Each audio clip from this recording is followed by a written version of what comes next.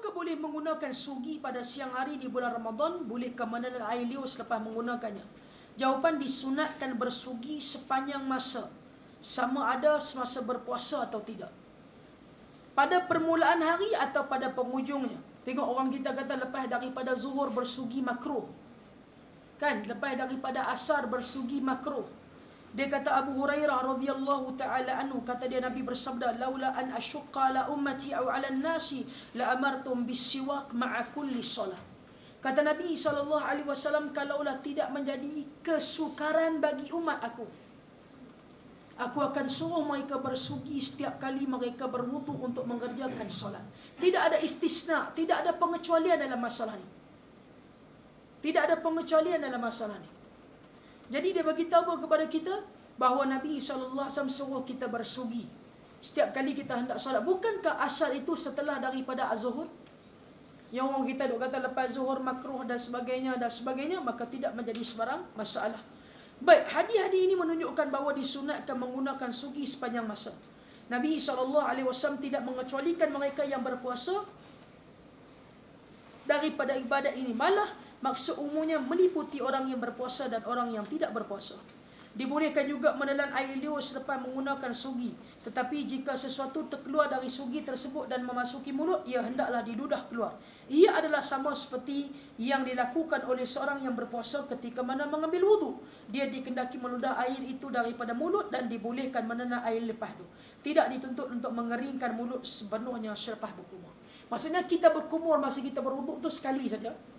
Kumur tu kita buang. Cukup. Kumur. Cukup. Lepas tu ada air dalam tu, itu dimaafkan oleh agama. Tapi sekali je dah, bukan 2-3 kali. Sebab tu Nabi suruh sekali. Tu pun ada sebab nak berwudu lah. Tak ada sebab tiba-tiba main berwudu. Lepas tu buat kerja batal berwudu semua. Amboi beriman sungguh. Selalu tak pernah pun macam tu.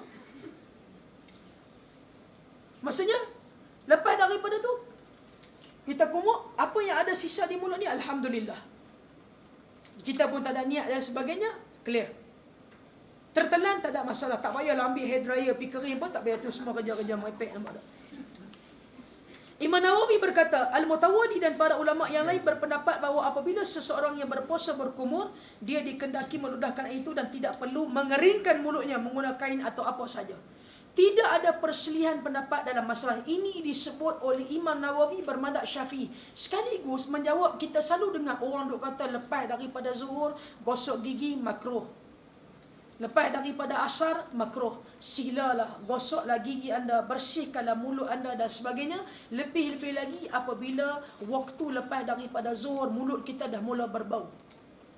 Dia kata ni Nabi bagi tahu mulut berbau ni di sisi Allah ni macam bawang kasturi. Nabi bagi tahu di sisi Allah. Cuba faham, Nabi bagi tahu di sisi Allah. Di sisi manusia, cuba test power man.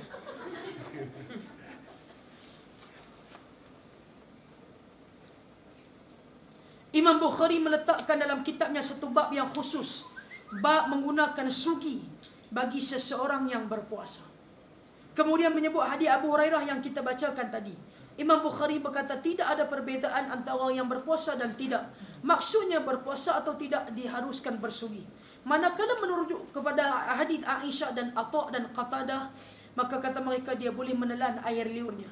Al-Hafidh Ibnu Hajar Al-Asqalani menyebut dalam Fathul Bari dengan menggunakan bab yang dinyatakan oleh Bukhari itu untuk menolak pandangan yang memakruhkan bersugi bagi orang yang berpuasa. Ibnu Sirin menambah bahawa penggunaan sugi boleh disamakan dengan menggunakan air untuk berkumur sewaktu berwudu. Jadi bersugi dibolehkan pada setiap waktu ketika mana berpuasa. Kata Syekh Shalih Utsaimin, pandangan yang tepat ialah penggunaan sugi oleh orang yang berpuasa sama ada pada permulaan puasa ataupun penghujungnya mengikut sunnah. Orang yang berpuasa disunatkan bersugi atau memberus gigi sepanjang hari jika dia telah meludahkan segalanya yang ada dalam mulutnya semasa bersugi, kemudian menelan air liurnya, puasanya tidak terjejas. Dia hendaklah mengelak daripada menelan ubat gigi yang berperisa seperti limau, pudina dan sebagainya. Berusaha meludahnya keluar jika tertelan tanpa sengaja.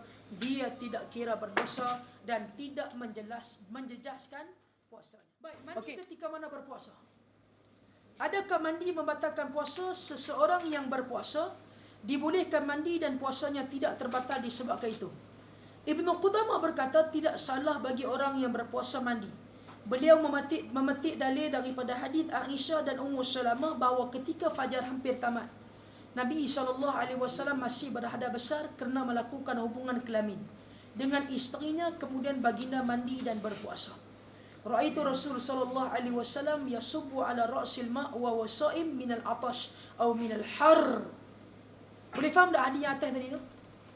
Tak faham? Nabi semalam bersama dengan isteri Nabi. Kemudian paginya Nabi SAW terlewat.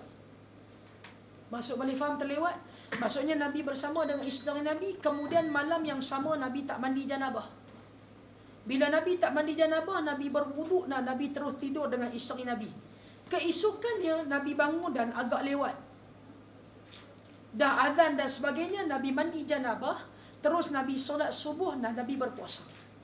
Ini hukum juga termasuk bagi perempuan yang datang haid.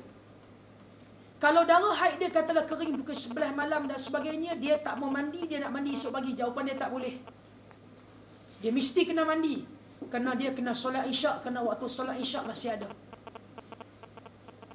Mesti kena mandi dah solat isyak. Tapi kalau lepas daripada pertengahan malam, setelah waktu isyak selesai, darah haid dia kering dan sebagainya, tiba-tiba esok pagi dia nak bangun awal, setengah jam sebelum subuh, dia nak mandi janabah, dia nak sahur dan dia nak puasa. Silakan. Tapi kalau terlewat, dia bangun-bangun pukul 7, dia hanya boleh mandi janabah, dia boleh terus berpuasa. Boleh faham tak insya-Allah?